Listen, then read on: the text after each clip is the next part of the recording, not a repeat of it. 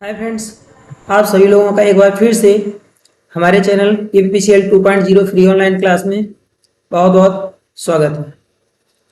आप यदि नए हैं तो हमारे चैनल को सब्सक्राइब करें, शेयर करें। आज आपका सेक्शन है इतिहास और प्लस संविधान के कुछ चुनिंदा क्वेश्चन। वीडियो बहुत ही खास होने वाला है। वीडियो को पूरा देखें, प्रत्येक क्वेश्चन को बहुत बारीकी से समझाया गया है। आज का हमारा पहला क्वेश्चन है, भारतीय पुरातत्व सर्वेक्षण का गठन किसने किया था? तो याद रखना आप लोग, भारतीय पुरातत्व सर्वेक्षण का गठन जो है अलेक्जेंडर कनिंघम के द्वारा किया गया था। यहीं पर हमारा नेक्स्ट क्वेश्चन है, सिंधु घाटी सभ्यता की सबसे महत्वपूर्ण विशेषता क्या है? याद रखना, सिंधु घाटी सभ्यता की सबसे महत्वपूर्ण विशेषता है ईंटों के बने भवन। एक बात आपको और जानकारी दे दें कि जो आप बोध गया देखते हैं, ठीक है ना, बोध गया में जो पीपल का वृक्ष है, जहां पर गौतम बुद्ध को ज्ञान की प्राप्ति हुई थी, वर्तमान में ये पेड़ जो है ये 5वीं पीढ़ी का है। किस पीढ़ी का है? 5वीं पीढ़ी का है। और इस 5वीं पीढ़ी के पेड़ को किसने स्थापित करवाया है? कनिंघम ने। याद रखना इस पॉइंट को। नेक्स्ट क्वेश्चन है हमारा, नवपाषाण काल के लोगों द्वारा पाला गया पहला पशु। यहाँ ध्यान देंगे, यहाँ पर आपको ध्यान देना है किस पर? यहाँ पर ध्यान देना है नवपाषाण पर। तो नवपाषाण काल के लोगों द्वारा, यहाँ पूरा पाषाण नहीं लिखा है, इसका आंसर भेड़ होगा। यदि यहाँ पर आपका पूरा पाषाण काल आता है तो यहाँ पर आपका आंसर कुत्ता हो जाएगा। ठीक है, चलिए नेक्स्ट क्वेश्चन हमारा है, हड़प्पा सभ्यता किस प्रकार की सभ्यता है? तो कांस्य युगीन, यहाँ पर कांसे की खोज हुई थी, इसलिए इस सभ्यता को कांस्य युगीन सभ्यता कहा जाता है। सिंधु घाटी सभ्यता के खोजकर्ता कौन माने जाते हैं? तो यहाँ ध्यान देंगे आप, सिंधु घाटी सभ्यता के जो खोजकर्ता हैं दयाराम साहनी माने जाते हैं। सिंधु घाटी स्थल कालीबंगा, इसका नाम कालीबंगा क्यों पड़ा? क्योंकि यहाँ पर काले रंग की, ठीक है ना, कैसी? काले रंग की चूड़ियां प्राप्त हुई थी, इसलिए इसको बेंगल्स मतलब चूड़ियां होती हैं, काली मतलब काली, तो काली चूड़ियां यहाँ पर पाई गई थी, इसलिए इसको कालीबंगा के नाम से जानते हैं। किस नदी के तट पर बसा है? तो याद रखना, ये घग्गर नदी, घाघरा इसको नहीं समझना, ये घग्गर नदी के तट पर बसा हुआ है। नेक्स्ट क्वेश्चन हमारा है, मोहनजोदड़ो का स्थानीय नाम क्या है? तो मृतकों का टीला या माउंट ऑफ द डेड, ठीक है ना, मृतकों का टीला के नाम से मोहनजोदड़ो को जाना जाता है। नेक्स्ट क्वेश्चन हमारा है, धौलावीरा गुजरात के किस जिले में स्थित है? तो याद रखना, गुजरात के कच्छ जिले में स्थित है। और इस कच्छ जिले का जो मुख्यालय है ये कहाँ पड़ता है? याद रखना, ये भुज पड़ता है। और यहाँ पर जो कच्छ और भुज मिलाकर के इन दोनों स्थानों पर सबसे ज्यादा भारत के भूकंप आते हैं। नेक्स्ट पॉइंट हमारा है, अग्निवेदिकाएं किस हड़प्पा स्थल से प्राप्त हुई? याद रखना, कालीबंगा से अग्निवेदिकाएं। वेदिका मतलब होता है हवन कुंड, ठीक है ना, वेदिका मतलब होता है हवन कुंड। जो हवन कुंड होते हैं, तो हवन कुंड जो है ना, ये सबसे अधिक कहाँ से प्राप्त हुए? याद रखना, ये आपके कालीबंगा से प्राप्त हुए। मोहनजोदड़ो की खुदाई किस वर्ष की गई थी? तो याद रखना, ये 1922 ईस्वी में की गई थी। नेक्स्ट क्वेश्चन है हमारा, हड़प्पा सभ्यता की पहली वेधशाला कहाँ पर पाई गई? तो ये धौलावीरा में पाई गई। ये धौलावीरा आपका गुजरात में पड़ता है। नेक्स्ट क्वेश्चन है, सिंधु घाटी सभ्यता का स्थल लोथल गुजरात के किस जिले में स्थित है? तो लोथल एक बंदरगाह नगर के नाम से जाना जाता है। ये बंदरगाह था ये प्राचीन काल में, तो ये जो है अहमदाबाद में पड़ता है। नेक्स्ट क्वेश्चन, अहमदाबाद जो है ये गुजरात की राजधानी है, याद रखना। नेक्स्ट क्वेश्चन हमारा है, मोहनजोदड़ो सिंध प्रांत के किस जिले में स्थित है? तो ये सिंध प्रांत के लरकाना जिले में आपका मोहनजोदड़ो स्थित है। नेक्स्ट क्वेश्चन हमारा, सिंधु घाटी सभ्यता का स्थल हड़प्पा किस नदी के किनारे बसा है? तो हड़प्पा जो स्थल है ये याद रखना आप, रावी नदी के तट पर बसा हुआ है। और रावी नदी कहाँ है? भारत के उत्तर या पंजाब साइड में ये पड़ती है। नेक्स्ट क्वेश्चन है हमारा, सिंधु घाटी सभ्यता की मुख्य विशेषता क्या है? याद रखना, जो सिंधु घाटी सभ्यता थी ये कैसी?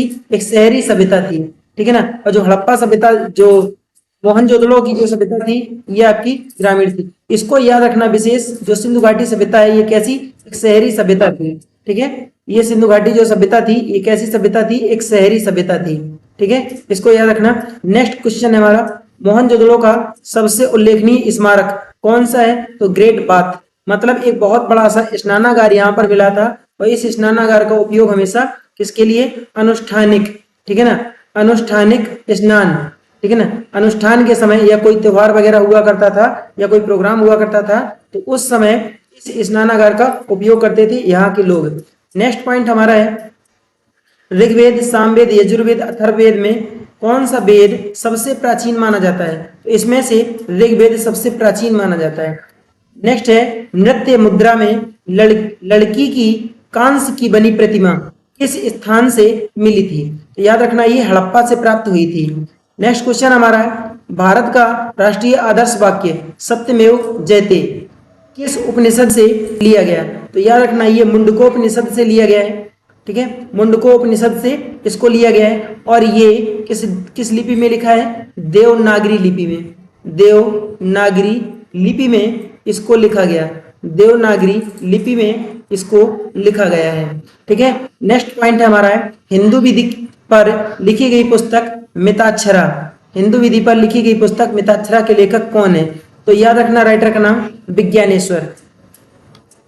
हमारी एक बुक भी आती है, ये इलेक्ट्रिकल से संबंधित बुक है और इसमें आपको इलेक्ट्रिकल का कंप्लीट कोर्स मिलेगा और इसमें 100 टेक्निकल का, आज तक पूरे के पूरे मार्केट में पूरी दुनिया में कोई भी ऐसी बुक नहीं है जिसने 100 ट्रिक्स टेक्निकल की लिखी हो। यहाँ आपको 100 ट्रिक्स भी मिल जाएंगी। इसके साथ साथ में ये वन डे किसी भी टेक्निकल के एग्जाम के लिए बहुत ही लाभकारी बुक है। राइटर में जितेंद्र सर। इसके बाद हमारे पास जो है 12 ईयर का टेक्निकल का पढ़ाने का एक्सपीरियंस है, प्लस साथ साथ में हमारी ये पुस्तक और भी ये अन्य पुस्तकें हमारी लॉन्च होने वाली हैं, इन पर ध्यान देंगे। यदि पुस्तक को आपको मंगवाना है तो हमारे इस नंबर पर या स्क्रीन पे दिए हुए नंबर पर आप कॉल करेंगे तो पुस्तक आपके पास दिए गए डाटा पर भेज दी जाएगी। नेक्स्ट क्वेश्चन कुछ भारतीय संविधान से रिलेटेड क्वेश्चन है जो MCQ के रूप में है। हमारा पहला क्वेश्चन यहाँ से है, भारत की संविधान सभा के अस्थायी सभापति कौन थे? तो याद रखना यहाँ आपके 9 अगस्त 1946 को, कब? 9 अगस्त, ठीक है, 1946 ईस्वी को डॉक्टर सच्चिदानंद सिन्हा को भारतीय संविधान सभा का अस्थायी अध्यक्ष बनाया गया था, जबकि डॉक्टर राजेंद्र प्रसाद को 11 अगस्त, ठीक है ना, 11 अगस्त 1946 ईस्वी को इनको स्थायी अध्यक्ष बनाया गया था या सभापति बनाया गया था। तो यहाँ पर सच्चिदानंद सिन्हा जो है ये अस्थायी अध्यक्ष थे, जबकि डॉक्टर राजेंद्र प्रसाद संविधान सभा के स्थायी अध्यक्ष थे। सच्चिदानंद सिन्हा को 9 अगस्त को और डॉक्टर राजेंद्र प्रसाद को 11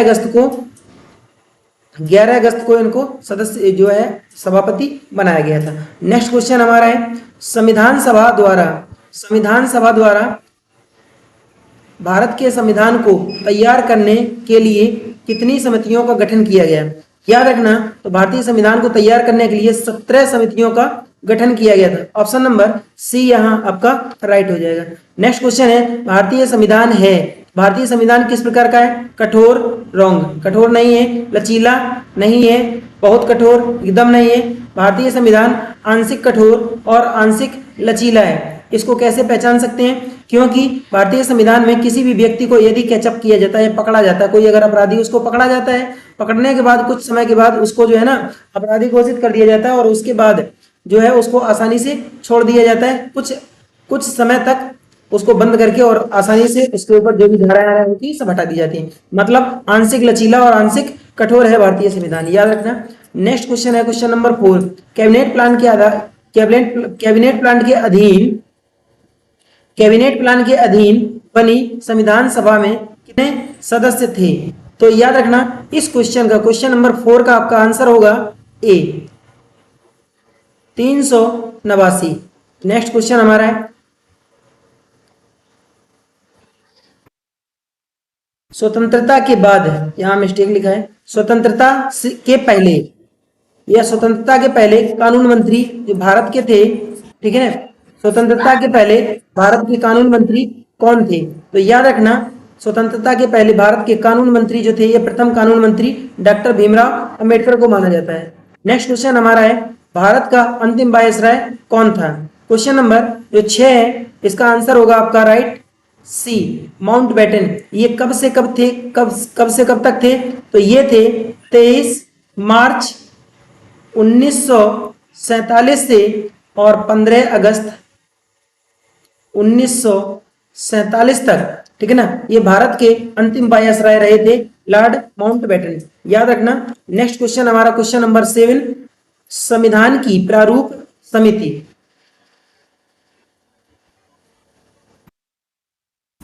संविधान की प्रारूप समिति के समक्ष प्रस्तावना को किसने प्रस्तावित किया था?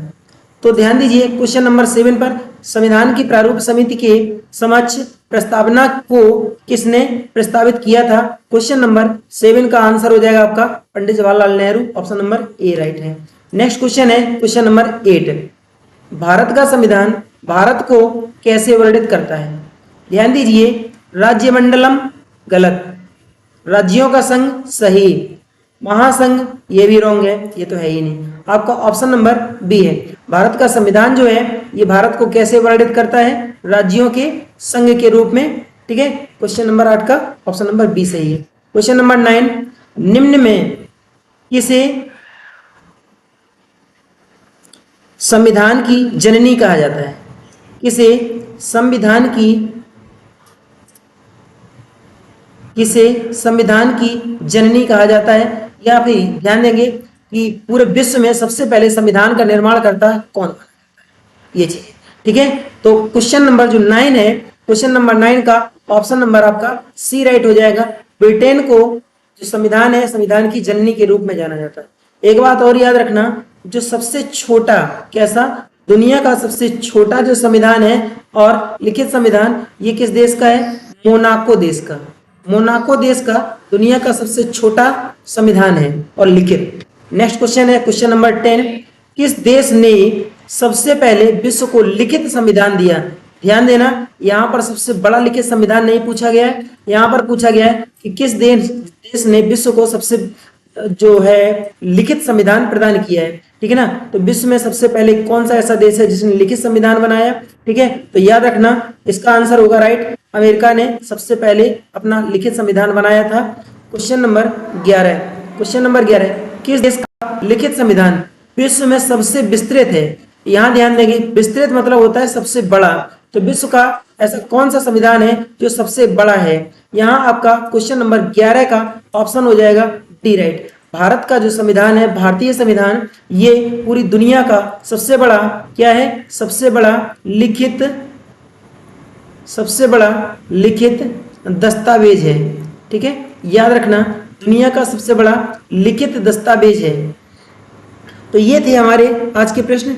यहाँ पर हमारा अंतिम प्रश्न है आज का, भारत का संविधान 1950 ईस्वी को लागू हुआ, लेकिन इसकी डेट कब है? याद रखना 26 जनवरी 1950 ईस्वी को भारत का संविधान लागू किया गया था।